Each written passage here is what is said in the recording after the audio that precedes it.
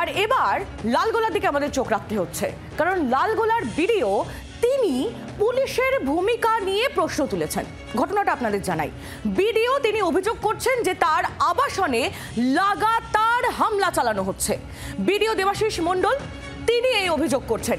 ঘটনার CCTV footage তিনি প্রকাশ্যে এনেছেন, সেই ছবি একবার দেখুন। এটি ভিডিওর আবাসনের ভেতরের দিকের যে সিসিটিভি ক্যামেরা, সেই সিসি ক্যামেরার ছবি, যেখানে ইতিমধ্যেই আবাসনের বাইরে বেশ কিছু লোককে ঘুরতে দেখা যাচ্ছে। এই ছবি তিনি প্রকাশ্যে এনেছেন এবং তার অভিযোগ যে তিনি পুলিশে এই গোটা ঘটনা জানিয়েছিলেন, কিন্তু তারপরও পুলিশের তরফ থেকে কোনো ব্যবস্থা নেওয়া হয়নি।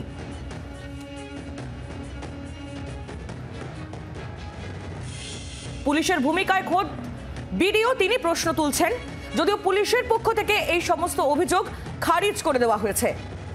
আক্রান্ত খোদ লালগোলার ভিডিও দেবাশিস মণ্ডল তিনি অভিযোগ করছেন যে পুলিশে অভিযোগ জানিয়েও কোনো লাভ হয়নি। এ নিয়ে আমরা কথা বলবো সোমার সঙ্গে। সোমা মাইতি আমাদের প্রতিনিধি রয়েছেন আমাদের সঙ্গে।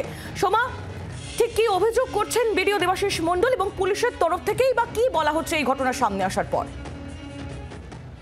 দেখো, বুধবার গভীর রাতে তার যে সরকারি আবাসন, তিনি লালগোলার ভিডিও দেবাশিস মণ্ডল তিনি লালগোলাতেই থাকেন এবং তার সরকারি আবাসনে গভীর রাতে মুখ বাঁধা অবস্থায় কয়েকজন দুষ্কৃতীকে দেখা যাচ্ছে। তারা ইট পাটকেল ছুটছে এবং রীতিমতো তাণ্ডব চালাচ্ছে। এবং তিনি যেটা অভিযোগ করছেন যে শুধুমাত্র বুধবার গভীর রাতের ঘটনা এমনটা নয়, গত 1 মাস ধরে বিভিন্ন ভাবে তার আবাসনে কিন্তু এই ধরনের হামলা চালানো হচ্ছে এবং এমনটাই তিনি অভিযোগ করেছেন। এবং তিনি এটাও জানিয়েছেন এই ঘটনা একাধিকবার তিনি পুলিশকে জানিয়েছেন এবং এখনো পর্যন্ত কিন্তু পুলিশের তরফ থেকে সেভাবে কোনো দুষ্কৃতীদের ধরার জন্য উদ্যোগ নেওয়া হয়নি। গতকাল তিনি আবার নতুন করে অভিযোগ করেছেন লালগোলা থানায়, কিন্তু এখনো পর্যন্ত দুষ্কৃতীরা অধরা। এবং তিনি সরাসরি এটাও অভিযোগ করেছেন যে পুলিশের ভূমিকা অত্যন্ত নিষ্ক্রিয় এই দুষ্কৃতীদের ধরার কারণে।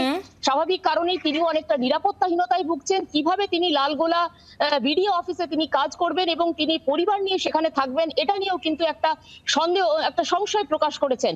এবং সবকিছু নিয়ে সব থেকে বড় যেটা বিষয়, এখনো পর্যন্ত কিন্তু বুধবার গভীর রাতের ঘটনা, এখনো পর্যন্ত কোনো দুষ্কৃতী গ্রেপ্তার হয়নি। ইতিমধ্যেই সিসিটিভি ফুটেজ তিনি প্রকাশ্যে এনেছেন এবং সেটা বিভিন্ন জায়গায় সেই সিসিটিভি ফুটেজ ছড়িয়ে পড়েছে।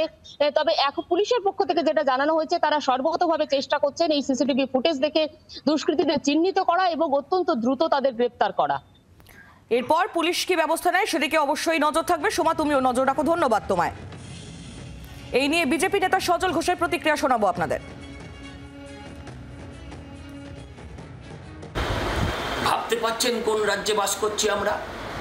একজন লালগোলার ভিডিও, তিনি বলছেন তার ওপর লাগাতার তার বাড়ির ওপর হামলা চলছে, নিয়মিত হামলা চলছে, পুলিশকে জানিয়ে লাভ হয়নি। যদি একজন ভিডিওর এই অবস্থা হয়, যে ভিডিওরা হাতে ধরে কোলে করে পঞ্চায়েত নির্বাচন যারা পাশ করায় সরকারকে, যাদের হাত দিয়ে এই সমস্ত মমতা বন্দ্যোপাধ্যায়দের প্রকল্প চলে, সেই ভিডিও যারা একেবারে দালালি ছাড়া কিছু করেনি, তাদের ওপরও হামলা করতে এই সরকারি দলের লোকেদের কোনো দ্বিধাদ্বন্দ্ব নেই। বাংলার আওয়াজ, বাঙালির আবেগ, জি 24 ঘন্টা।